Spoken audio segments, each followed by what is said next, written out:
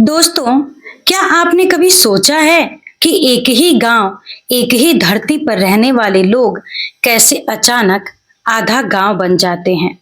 यह कहानी है गंगौली गांव की, जहां कभी लोग साथ हंसते थे, साथ त्योहार मनाते थे, लेकिन फिर राजनीति और धर्म की आंधी आई और वही गांव दो हिस्सों में बट गया। इस दर्दनाक हकीकत को शब्द दिए थे लेखक राही मासूम रजा ने, जिन्होंने अपने ही गांव की मिट्टी से इस उपन्यास को जन्म दिया, जिसका नाम है आधा गांव। यह सिर्फ एक गांव की कहानी नहीं है, बल्कि पूरे हिंदुस्तान की वह त्रासदी है जब रिश्ते, दोस्ती और मोहब्बत धर्म और राजनीति की दीवारों में कैद हो गए। तो चलिए चलिए उस गांव की गलियों में, जहां से शुरू होती है आधा गांव की सच्ची और कड़वी दास्तान। नमस्कार दोस्तों, मैं प्रतीक्षा और मेरे चैनल कहानी संग्रह बाय प्रतीक्षा में आप सबका स्वागत है। दोस्तों, आज से मैं एक नया उपन्यास शुरू कर रही हूँ, जिसका नाम है आधा गांव, जिसके लेखक हैं राही मासूम रजा। तो चलिए इस कहानी को शुरू करते हैं। उंगता शहर। गाजीपुर के पुराने किले में अब एक स्कूल है, जहां गंगा की लहरों की आवाज तो आती है, लेकिन इतिहास के गुनगुनाने या ठंडी सांसें लेने की आवाज नहीं आती। किले की दीवारों पर अब कोई पहरेदार नहीं घूमता, न ही उन तक कोई विद्यार्थी ही आता है जो डूबते हुए सूरज की रोशनी में चमचमाती हुई गंगा से कुछ कहे या कुछ सुने। गंदले पानी की इस महान धारा को न जाने कितनी कहानियां याद होंगी, परंतु माए तो जिनों, परियों, भूतों और डाकुओं की कहानियों में मगन है। और गंगा के किनारे न जाने कब से मेलते हुए इस शहर को इसका ख्याल भी नहीं आता कि गंगा के पाठशाले में बैठकर अपने पुरखों की कहानियां सुने। यह असंभव नहीं कि अगर अब भी इस किले की पुरानी दीवारों पर कोई आकर बैठे और अपनी आंखें बंद कर ले तो उस पार के गांव और मैदान और खेत घने जंगलों में बदल जाएं और तपोवन में ऋषियों की कुटिया दिखाई देने लगे, और वह देखे कि अयोध्या के दो राजकुमार कंधे में कमान लटकाए तपोवन के पवित्र सन्नाटे की रक्षा कर रहे हैं। लेकिन इन दीवारों पर कोई बैठता ही नहीं, क्योंकि जब इन पर बैठने की उम्र आती है तो गज भर की छातियों वाले बेरोजगारी के कोल्हू में जोत दिए जाते हैं कि वे अपने सपनों का तेल निकालें और उस जहर को पीकर चुपचाप मर जाएं। लगा झुलनी का धक्का, बलम कलकत्ता चले गए। कलकत्ता की चटकलों में इस शहर के सपने सन के ताने बाने में बुनकर दिशावर भेज दिए जाते हैं, और फिर सिर्फ खाली आंखें रह जाती हैं और वीरान दिल रह जाते हैं और थके हुए बदन रह जाते हैं, जो किसी अंधेरी सी कोठरी में पड़े रहते हैं और पगडंडियों, कच्चे पक्के तालाबों, धान, जौ और मटर के खेतों को याद करते रहते हैं। कलकत्ता कलकत्ता किसी शहर का नाम नहीं है। गाजीपुर के बेटे बेटियों के लिए यह भी विरह का एक नाम है। यह शब्द विरह की एक पुरानी कहानी है, जिसमें न मालूम कितनी आंखों का काजल बहकर सूख चुका है। हर साल हजारों हजार परदेश जाने वाले मेघदूत द्वारा हजारों हजार संदेश भेजे जाते हैं। शायद इसलिए गाजीपुर में टूटकर पानी बरसता है और बरसात में नई पुरानी दीवारों, मस्जिदों और मंदिरों की छतों और स्कूलों की खिड़कियों के दरवाजे की दरार में विरह के अखवे फूट आते हैं और जुदाई का दर्द जाग उठता है और गाने लगते हैं। बरसत में को घर से ना निकसे, तुम ही अनूक विदेश जवैया। कलकत्ता, बंबई, कानपुर और ढाका इस शहर की हदें हैं। दूर तक फैली हुई हदें यहाँ के रहने वाले यहाँ से जाकर भी यहीं के रहते हैं। गुब्बारे आकाश में चाहे जितनी दूर निकल जाए, परंतु अपने केंद्र से उनका संबंध नहीं टूटता। जहाँ किसी बच्चे के हाथ में निर्बल धागे का एक सिरा होता है, इधर कुछ दिनों से ऐसा हो गया है कि बहुत से बच्चों के हाथों से यह डोर टूट गई है। यह कहानी सच पूछिए तो उन्हीं गुब्बारों की है, या शायद उन बच्चों की है जिनके हाथों में मरी हुई डोर का एक सिरा है और जो अपने गुब्बारों की तलाश कर रहे हैं, और जिन्हें यह नहीं मालूम कि डोर टूट जाने पर उन गुब्बारों का अंजाम क्या हुआ। गंगा इस नगर के सिर पर और गालों पर हाथ फेरती रहती है, जैसे कोई माँ अपने बीमार बच्चे को प्यार कर रही हो। परंतु जब इस प्यार की कोई प्रतिक्रिया नहीं होती तो गंगा बिलख बिलख कर रोने लगती है और यह नगर उसके आंसुओं में डूब जाता है। लोग कहते हैं कि बाढ़ आ गई। मुसलमान अजान देने लगते हैं, हिंदू गंगा पर चढ़ावे चढ़ाने लगते हैं कि रूठी हुई गंगा मैया मान जाए।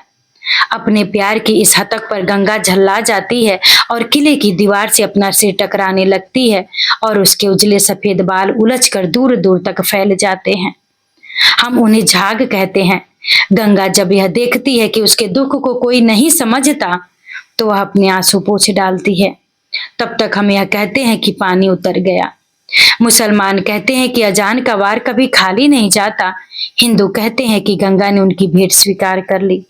और कोई यह नहीं कहता कि माँ के आंसुओं ने जमीन को और भी उपजाऊ बना दिया है। दूर दूर तक जमीन पर नर्म मिट्टी का एक गिलाब सा चढ़ जाता है। परंतु गंगा भी क्या करे, डागर बैलों में हल्का बोझ उठाने की ताकत नहीं है। यह शहर इतिहास से बेखबर है। इसे इतनी फुर्सत ही नहीं मिलती कि कभी बरगद की ठंडी छांव में लेटकर अपने इतिहास के विषय में सोचे, जो रामायण से आगे तक फैला हुआ है। रहा भविष्य तो उसके विषय में सोचने का इसे साहस ही नहीं है। समय की घड़ी में एक पतला सा छेद है जिससे क्षण क्षण समय टपकता रहता है। यह शहर क्षण क्षण जीता है, क्षण क्षण मरता है और फिर जी उठता है।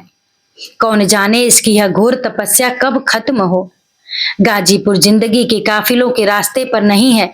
कभी हवा इधर से होकर गुजरती है तो काफिलों की धूल आ जाती है और यह बस्ती उस धूल को इत्र की तरह अपने कपड़ों में और अपने बदन पर मलकर खुश हो लेती है।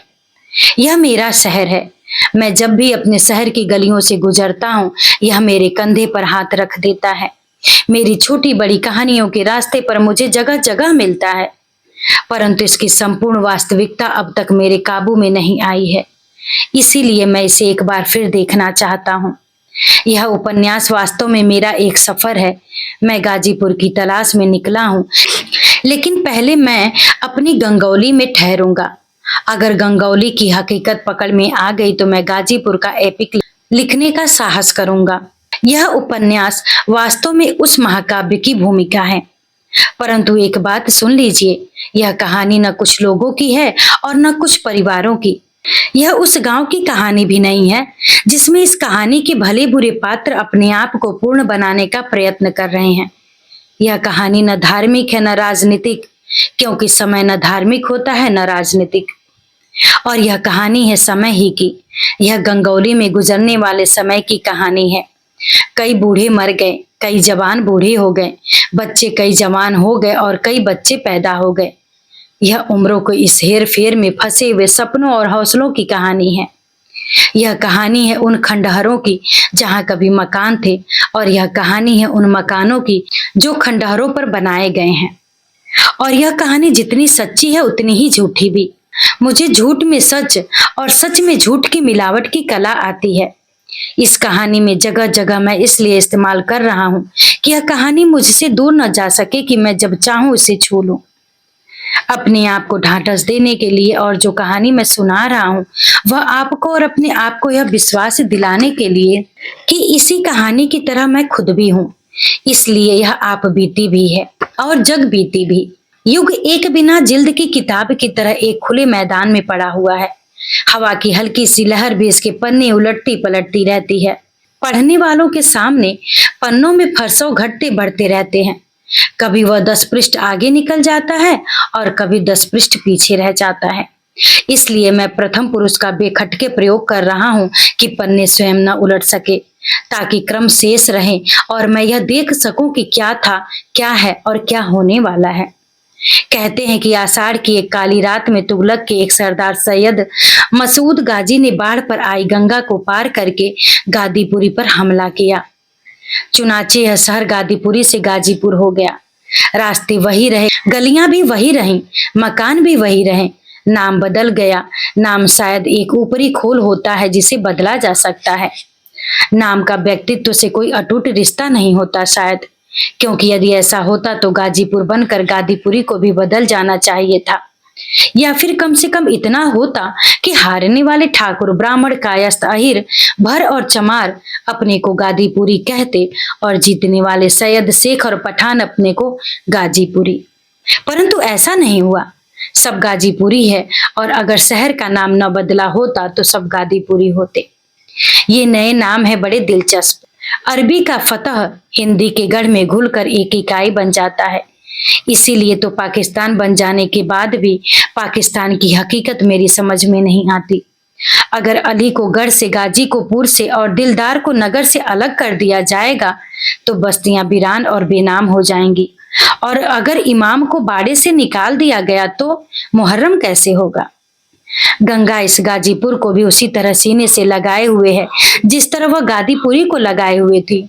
इसलिए नाम गादीपुर हो या गाजीपुर कोई फर्क नहीं पड़ता, क्योंकि मसूद गाजी के बाल बच्चों ने दूर पास के देहातों पर जरूर कब्जा जमाया होता, और यूं दिल्ली से आने वाला खानदान कई जमींदार परिवारों में जरूर बंटता, और मैं यह कहानी फिर भी लिखता। मसूद गाजी के एक लड़के नूरुद्दीन शहीद ने यह शहीद कैसे और क्यों हुए यह मुझे नहीं मालूम, और शायद किसी को नहीं मालूम। 2 नदियां पार करके गाजीपुर से कोई 12-14 मील दूर गंगोली को फतह किया। कहते हैं इस गांव के राजा का नाम गंग था, और उसी के नाम पर इस गांव का नाम गंगोली पड़ा।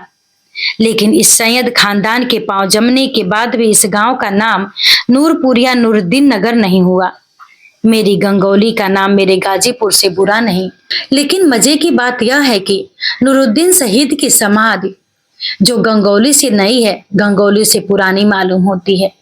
ईंटों की इस छोटी सी इमारत पर कभी एक छत जरूर रही होगी, परंतु मैं तो लगभग 36-37 साल से इसे खंडहर ही देख रहा हूँ।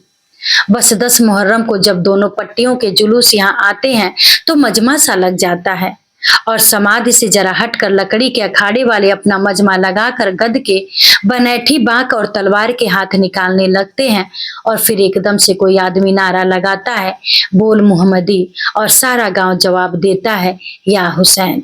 इधर कुछ दिनों से गंगोली में गंगोली वालों की संख्या कम होती जा रही है, और सुन्नियों, शियों और हिंदुओं की संख्या बढ़ती जा रही है। शायद इसीलिए नूरुद्दीन शहीद की समाधि पर अब उतना बड़ा मजमा नहीं लगता, और गंगोली का वातावरण बोल मुहम्मदी या हुसैन की आवाज से उस तरह नहीं गूंजता जिस तरह कभी गूंज उठा करता था। शायद यही कारण है कि समाधि आज उदास उदास नजर आती है, और अपनी अंधी आंखों से इधर उधर देखती रहती है और सोचती रहती है मेरी गंगोली कहाँ गई। लेकिन इस समाधि की जड़ें गंगोली की जमीन में है, इसलिए वह जहां की तहां खड़ी है अकेली। विशाल वृक्ष अपनी जगह से नहीं हटते जब तक कि उन्हें काट न डाला जाए, या जब तक कि उनकी जड़ें खोखली न हो जाएं। अबुल कासिम चा, बदन भाई, तनु भाई, तस्सन, कैसर, अख्तर और गिग्गे पाकिस्तान में है, परंतु नूरुद्दीन शहीद की समाधि अब भी गंगोली में है, और उसे कस्टोडियन ने भी नहीं हथियाया है, क्योंकि कस्टोडियन को मालूम था कि यह नूरुद्दीन शहीद की समाधि गंगोली के संयोदों की नहीं है बल्कि गंगोली की है। बरगद के पेड़ों की उम्र जरा लंबी होती है, और फिर इस समाधि को कई नस्लों ने अपनी अपनी हड्डियों की खाद दी है। इस समाधि के अतिरिक्त गंगोली के संयोदों ने एक करबला भी बनवाया है। यह करबला समाधि के दक्षिण में है और खुद समाधि गंगोली के पूरब में है। इन लोगों ने एक तालाब भी खुदवाया जो गांव के पश्चिम सिरे पर है। यह तालाब नूरुद्दीन शहीद के उत्तराधिकारियों ने ही बनवाया होगा, क्योंकि इसके आसपास किसी मंदिर का निशान नहीं है। तालाब से निकली हुई मिट्टी के टीलों पर आम और जामुन के पेड़ हैं, और गांव के मीर साहिबान 10 मुहर्रम को इन्हीं टीलों पर नमाज पढ़ने जाते हैं। इस तालाब के पश्चिम में चूने का बना हुआ 3 दरों वाला नील का एक वीरान कारखाना है, जिसे हम लोग न मालूम क्यों गोदाम कहते हैं। यह जॉन गिलक्राइस्ट की यादगार है, यानी एक और ही युग की निशानी है। अब यह या तो चरवाहों के काम आता है जो उस पर बैठकर ईख खाते हैं, या प्रेमियों के काम आता है। यहाँ चाहे हीर को रांझा न मिलता हो, परंतु बदन को बदन अवश्य मिल जाता है। एक टूटी फूटी समाधि और एक उजड़े हुए कारखाने के बीच में एक गांव आबाद है। गंगोली के 2 कोनों पर सैयद लोगों के मकान हैं। कुल मिलाकर 10 घर होंगे। दक्षिण वाले घर दक्षिण पट्टी कहलाते हैं और उत्तर वाले उत्तर पट्टी। बीच में जुलाहों के घर हैं। सिप्तुदा के घर से राखियों की आबादी शुरू हो जाती है, और फिर गंदी कच्ची गली गंगोली के बाजार में दाखिल हो जाती है, और नीची दुकानों और खुजली के मारे हुए कुत्तों से दबकर गुजरती हुई नूरुद्दीन शहीद की समाधि के खुली हुई वातावरण में आकर इत्मीनान की सांसें लेती है। गांव के आसपास झोपड़ों के कई पूरे आबाद हैं। किसी में चमार रहते हैं, किसी में भर और किसी में अहिर। गंगोली में 3 बड़े दरवाजे हैं। एक उत्तर पट्टी में है और पक्कड़ तले कहा जाता है। यह लकड़ी का एक बड़ा सा फाटक है। सामने ही पक्कड़ का एक पेड़ है। चौखट से उतरते ही दाहिनी तरफ कई इमाम चौक हैं, जिन पर 9 मुहर्रम को लकड़ी के खूबसूरत ताजिए रखे जाते हैं। और फिर एक बड़ा आंगन है। जमींदारों में इन बड़े आंगनों का एक बड़ा सामाजिक महत्व है। बिरादरी की बारातें यहीं उतरती हैं। मरने जीने का खाना यहीं होता है। आसामियों को सजा यहीं दी जाती है। पट्टीदारी के मामले यहीं उलझाए और सुलझाए जाते हैं। और यहीं थानेदारों, डिप्टियों और कलेक्टरों का नाच रंग होता है। ये आंगन न हो तो जमींदारियां ही न चले। तो एक बड़ा फाटक उत्तर पट्टी में भी है और 2 दक्षिण पट्टी में। एक जहीर चाके पुरखों का यानी दद्दा के मायके वालों का इस फाटक का नाम बड़का फाटक है। और बड़ा दरवाजा अब्बू दा के बुजुर्गों का है, जो अब्बू मियाँ का फाटक कहा जाता है। हमें इन्हीं तीनों फाटकों और इनके चारों तरफ रहने वाले सैयद परिवारों में जाना है। हाँ, एक बात और, यह गंगौली कोई काल्पनिक गांव नहीं है और इस गांव में जो घर नजर आएंगे वे भी काल्पनिक नहीं है। मैंने तो केवल इतना किया है कि इन मकानों को मकान वालों से खाली करवाकर इस उपन्यास के पात्रों को बसा दिया है। ये पात्र ऐसे हैं कि इस वातावरण में अजनबी नहीं मालूम होंगे।